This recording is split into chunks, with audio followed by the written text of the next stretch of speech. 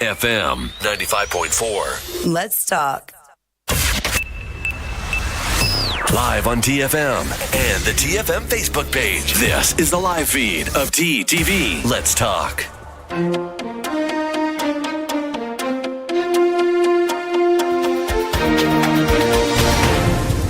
Hello and welcome to the Midday Update. Coming up are the headlines. Prospects for integration of state-owned and private sector companies discussed. Proposals for National Digital Innovation Platform discussed. Meeting held on boosting efficiency of health system. E-tender for Muscat municipality projects launched. UN's Food and Agriculture Organization representatives welcomed in Oman. Decisions regulate electronic journalism, radio and TV establishments. Nigerian president condemns school attack, orders reinforcement of security. Malaysian authorities seize large haul of narcotics. 142 arrested in fresh anti-security law protest in French capital. In Germany, anti-lockdown protest leader contracts COVID. Oman cricket's annual award ceremony split into 3 days. Babar Azam ruled out of T20 International Series. Those are the headlines for today. Now let's take a look at weather. Hi, my name is Meitha El Shukaili for today's weather update. And right now, I'm in Al Khoir. Before we move on to weather, here's the fact for the day. A molecule of water will stay in the Earth's atmosphere for an average duration of 10 to 12 days. That's our fact for the day. Now join me inside the studio and let's see how the weather will be like in the Sultanate. According to Oman Meteorology and Public Authority for Civil Aviation, there will be mainly clear skies in the rest of the Sultanate, which exist in all the governorates. Muscat will be partly cloudy, temperatures between 25 to 18 degrees Celsius. Musandam will be partly cloudy, temperatures between 22 to 16 degrees Celsius. North Al-Batina will be partly cloudy, temperatures between 24 to 18 degrees Celsius. South Al-Batina will be sunny, temperatures between 23 to 16 degrees Celsius. Al-Buraimi will be sunny, temperatures between 25 to 15 degrees Celsius. Al-Dhahira will be sunny, temperatures between 24 to 15 degrees Celsius. Al-Dakhiliya will be sunny, temperatures between 24 to 15 degrees Celsius. North Al-Sharqiya will be sunny, temperatures between 26 to 15 degrees Celsius. South Al-Sharqiya will be partly cloudy, temperatures between 24 to 19 degrees Celsius. Al-Wusta will be partly cloudy, temperatures between 26 to 18 degrees Celsius. And Dhafar will be sunny, temperatures between 21 to 12 degrees Celsius.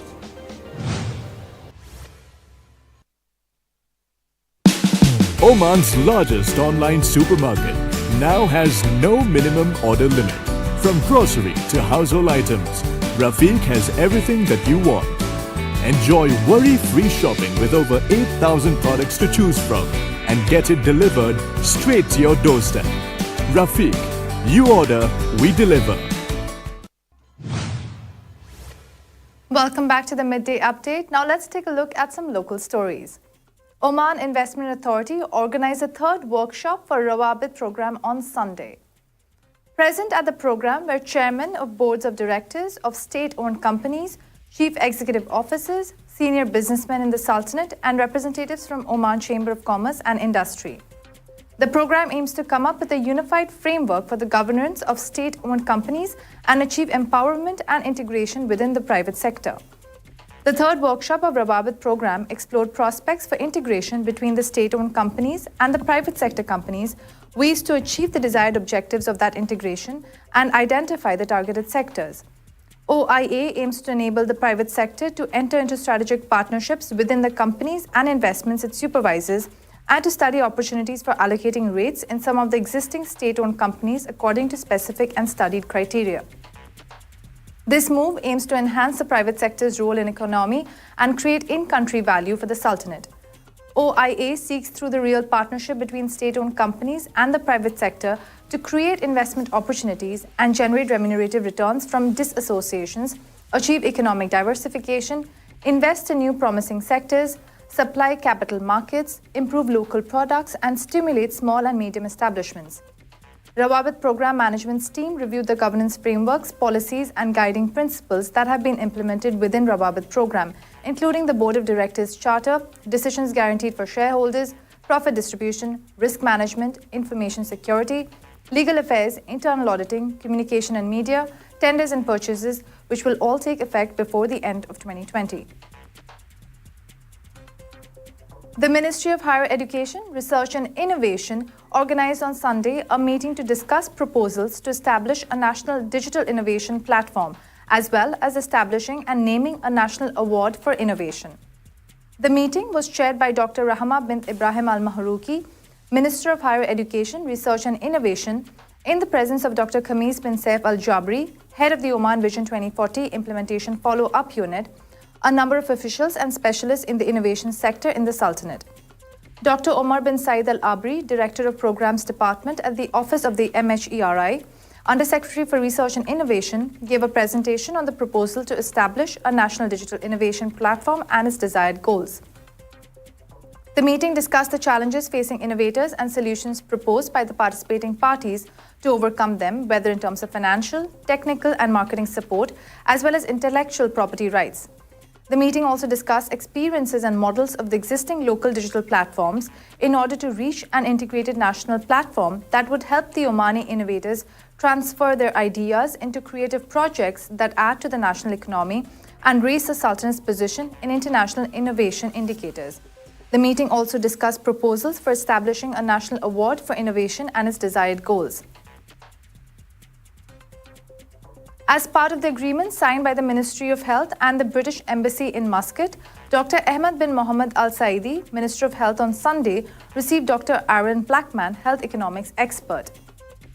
The meeting touched on a range of related topics, including the health economy for the sustainability of healthcare financing through the optimum utilization of the available resources. In addition, the meeting highlighted the building capacity, development competencies, and assistance in conducting studies in health economics and health funding, which will contribute to enhancing the efficiency of the health system.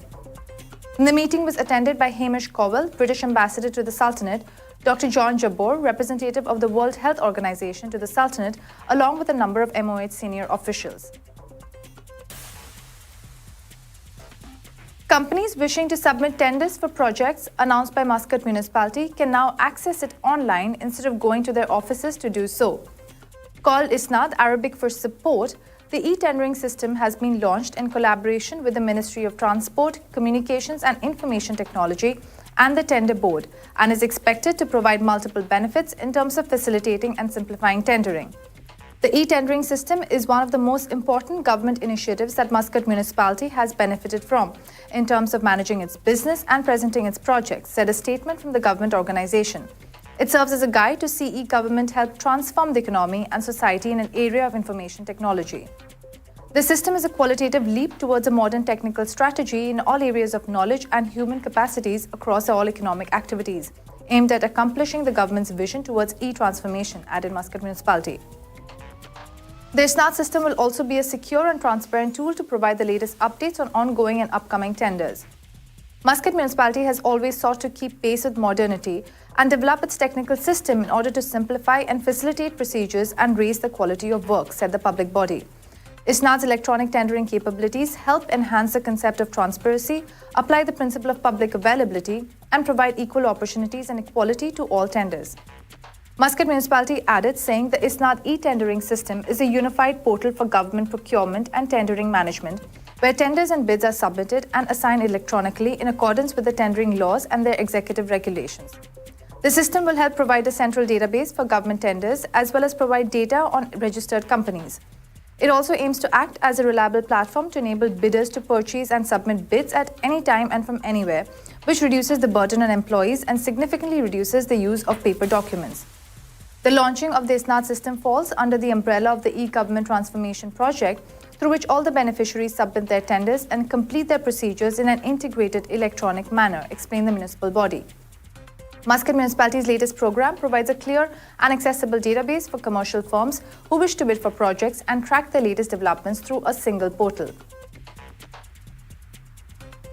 The Undersecretary of the Ministry of Agriculture, Fisheries and Water Resources on Sunday received the representatives of the Food and Agriculture Organization from the United Nations in the Sultanate. The Ministry of Agriculture, Fisheries and Water Resources said in a statement, His Excellency Engineer Ali bin Mohammed Al Abri, Undersecretary of the Ministry of Agriculture, Fisheries and Water Resources, received Dr. Nora Uraba Haddad, representative of the Food and Agriculture Organization of the United Nations office in the Sultanate. During the meeting, the discussion took place on matters of mutual interest and cooperation in various fields. Dr. Abdullah bin Nasir al-Harasi, Minister of Information, has issued 2 ministerial decisions regulating electronic journalism and electronic radio and television establishments in the Sultanate. The first decision, which amends some provisions of the executive regulation of the law on publications and publishing, seeks to organize electronic journalism in the Sultanate. The amendments are introduced to various articles like practicing the profession of importing, selling and publishing electronic publications, as well as applying for an electronic media agency and working as an electronic media reporter.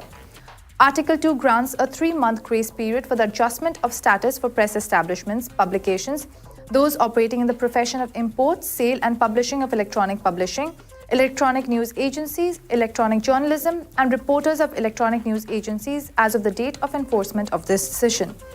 The second decision amends some provisions of the executive regulation of the law on private radio and television establishments. The decision replaces the text of Article 11 with the following. Without prejudice to the Commercial Companies Law promulgated under Royal Decree No. 18 by 2019, the provisions of this clause apply to the applicants of a new establishment or existing radio, television or other establishment to adjust their status with the decision within 3 months from its date of enforcement. Those are the local stories. We'll take a short commercial break and we'll be right back. Oman's largest online supermarket now has no minimum order limit. From grocery to household items, Rafiq has everything that you want. Enjoy worry-free shopping with over 8,000 products to choose from and get it delivered straight to your doorstep. Rafiq, you order, we deliver. Welcome back to the Midday Update. Coming up are the international stories. Nigerian President Muhammadu Buhari has condemned an attack by gunmen at a public secondary school in the country's northwestern state of Katsina, calling on security agencies to go after the attackers to ensure that no student gets missing or is harmed. Buhari on Saturday also ordered the reinforcement of security of all schools in line with the government's safe school policy following the gunman attack on Friday at the government science secondary school in Kankara area of the state. I strongly condemn the cowardly bandits' attack on innocent children at the science school Kankara, the Nigerian leader said in a statement while pledging to continue to support the police and military in their struggle against terrorists and bandits. Buhari said the military, supported by air power, has located the bandits' enclave at the Zango Paula forest in Kankara, and there has been an exchange of fire in an ongoing operation.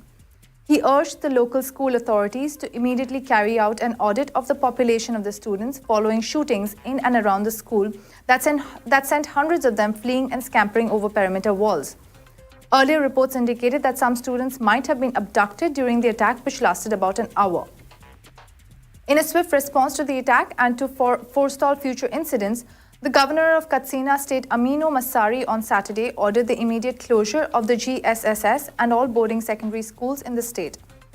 Speaking when he and other government officials, some parents, traditional and religious leaders, as well as security officials visited the school, Masari pleaded with the people to be patient and show restraint and understanding, assuring them that the government would do every necessary thing to ensure the release of any abducted students. He said security agencies had swung into action and were on the trail of the bandits. Masari assured residents that both the federal and state governments were doing their best to bring an end to banditry and other debilitating criminal activities in the state. The police have confirmed over 200 students had returned to the school premises after they were rescued by policemen. Most of them jumped over the school fence into the bush and other locations nearby to hide as the gunmen attacked, Gambo Isa, the spokesman for the police, told Xinhua in a telephone interview. Isa said the police and school authorities were working together to find out the exact number of students that have not yet returned. We're still counting the figures in order to ascertain whether or not actually the bandits were able to kidnap any of the students, he said. According to the police spokesperson, no student was killed during the Friday night attack. He, however, noted that the gunmen in their numbers attacked the school with dangerous weapons. He added that the gunman shot at one of the security guards at the gate, who is presently under treatment. A large haul of narcotics worth some $26 million have been seized from a boat attempting to smuggle the drugs into the country, Malaysian authorities said on Sunday. The boat was spotted 5.3 nautical miles south of Malaysia's Penang state on December 9th, prompting actions by the authorities, according to Malaysian Maritime Enforcement Agency, the country's Coast Guard.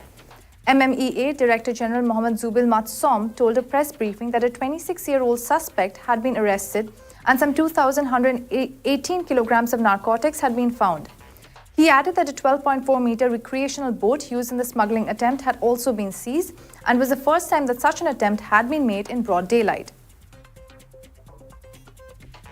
A total of 142 protesters were arrested on Saturday in Paris after a new day of protest against a controversial security bill that would restrict filming of the police, French Interior Minister Gérald Darmanin said.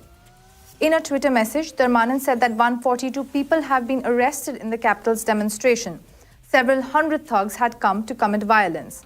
Police found in their bags materials that could be used as projectiles to cause damage to public or private properties, including adjustable wrench and screwdriver, French media reported. French police fired tear gas and used water cannon in response to some protesters who allegedly pelted them with projectiles. Violence in Paris was less severe than a week ago when some 400 to 500 protesters smashed up shop fronts, torched cars, and burned barricades. Demonstrations were also held in other French cities such as Montpellier, Strasbourg, Lille, Toulouse, and Marseille, French media reported. Saturday's protests were the third consecutive weekend of street action across French cities after the government has introduced a controversial draft law that restricts publishing police images. Critics said the bill, which had been adopted by the lower house of parliament, would restrain freedom of expression and impede media reporting on possible police brutality, while the French government justified it as a way to protect policemen from threats and violence. Under street pressure, President Emmanuel Macron's ruling LREM party announced last week, saying that it would rewrite the controversial Article 24, which is about filming the police. The announcement, however, fell short of the expectations of protesters and rights groups who are demanding that the law be completely withdrawn, according to French media. A prominent leader of the Querdenker or lateral thinker movement in the eastern German city of Leipzig contracted COVID-19 and had to be hospitalized, reporter LVZ newspaper on Saturday. The man, who was a co-organizer of the anti-lockdown demonstrations in the city on November 7th, was apparently brought to the hospital a week after the protest. One of the well-known lateral thinkers who demonstrated in Leipzig was intubated 8 days later, said the director of the Leipzig University Hospital, Professor Christoph Josten, at a press conference. The virus does not differentiate between people, no matter who they are, the doctor added. He did not comment further on the patient's exact state of health. The Querdenker movement has been responsible for most of Germany's sometimes violent anti-shutdown protests, including a rally in Leipzig last month, which saw over 20,000 attendees. The founder of the group is Stuttgart-based entrepreneur Michael Bollweg. The full name of the movement put under surveillance, Querdenker 711, references Stuttgart's telephone area code. Querdenker adherents, including coronavirus skeptics and anti-lockdown protesters, claim the COVID-19 pandemic and long-established laws aimed at halting the pathogen spread infringe on citizens' liberties. But critics say the group is primarily supported by right-wing extremists, the Reichsbürger, those who reject the idea of the modern German state, and conspiracy theorists, a claim that Bollweg disputes. Germany's domestic intelligence agency, the BFV, said large turnouts of the Querdenker movement harbored intensified escalation potential.